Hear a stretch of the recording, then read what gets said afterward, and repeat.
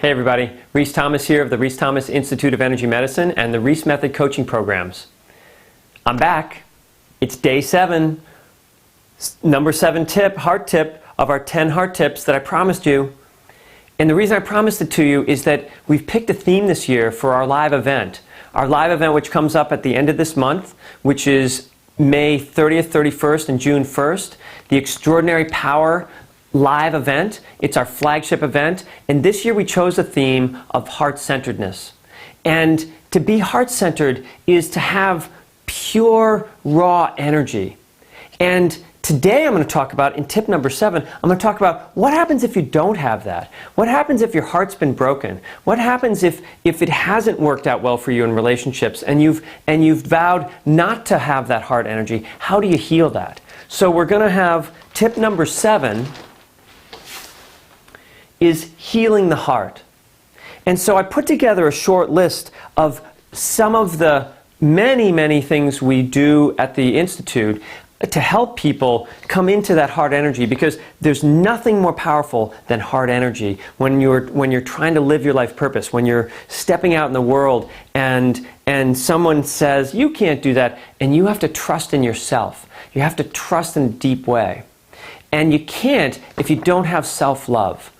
So the techniques and the steps to healing the heart are very simple, but not easy. They are love first. Don't wait for someone to love you. Reach out and love first. It's so much better to love and have your heart broken than not to love. A lot of people get into a relationship and are waiting to love until the other person proves themselves, and then the relationship goes away and they never got a chance to love. So love first. Don't be afraid to love. Take the risk of reaching out. Reaching out just means saying, hey, I'd like to spend time with you. Hey, I'd love to hug. Hey, anything. Reaching out. So the action of reaching your arms out, literally, if you practice doing that when someone walks in the room, is the act of opening the heart and coming into relationship. Another element is emotional release. Emotional release, like yelling, wah, and jumping up and down and moving, or saying, yay, and allowing yourself to move your emotion, move that energy that comes right out of this part of your body. Inner child work. And I'm a big proponent of inner child work, but not necessarily the way it's traditionally been taught.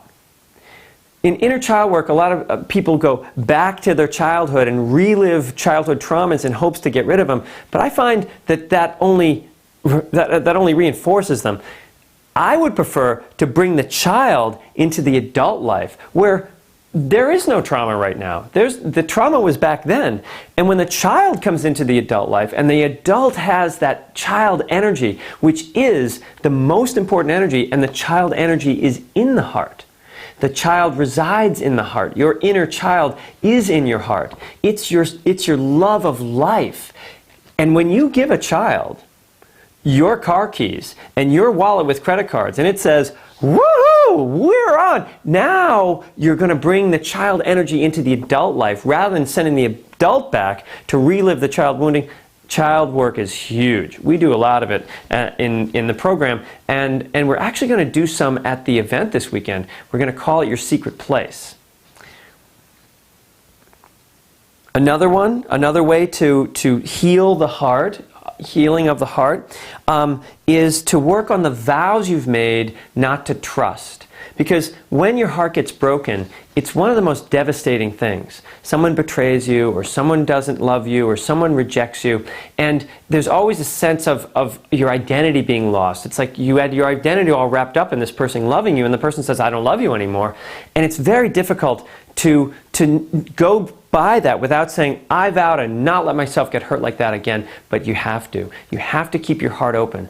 It's never worth closing your heart, because you close off the core energy you need to live your life purpose. You also need to be able to hold complex emotions.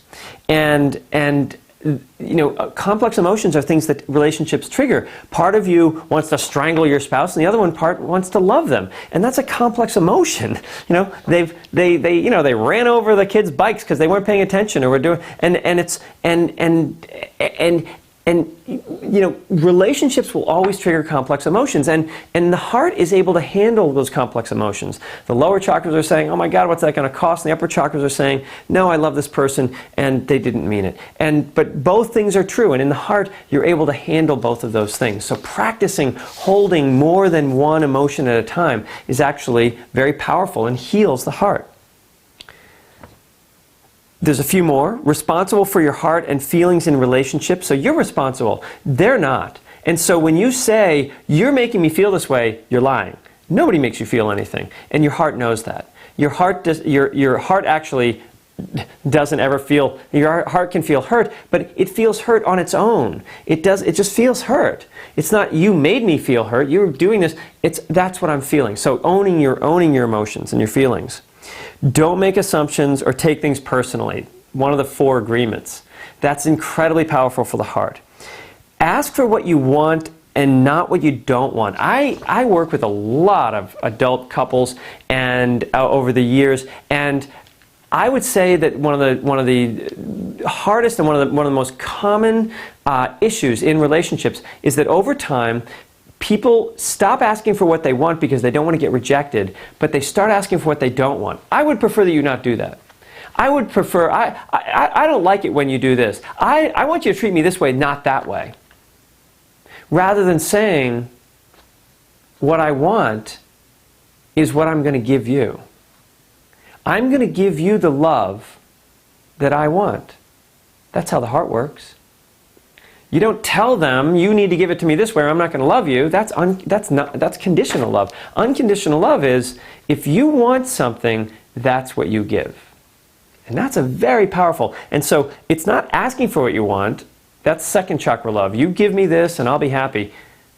The heart love is, you ask for what you want by what you give. Last 2 are, let your partner love you the way they want to love you. That's a really hard one. The way they can love you. Let them love you the way they can love you. Don't look at it and say, that's not enough. If they love you, even if your love is this big and their love is this big, if this is as big as their love is, let them love you that way. Amazingly, when you accept that love, it'll get bigger. And then finally, love them the way they want to be loved. Ask them how they want to be loved. See how they want to be loved. You'll know how they want to be loved. They melt. When you go over and if you've got a spouse who's very kinesthetic and you touch them and they melt, that's how they want to be loved. When you sit next to them and watch TV with them and you snuggle into them and they smile, that's how they want to be loved. Loving people is very easy. Just watch their body melt and give them more of that. So that was tip number 7, healing the heart. I'll be back tomorrow morning with tip number 8. See you then.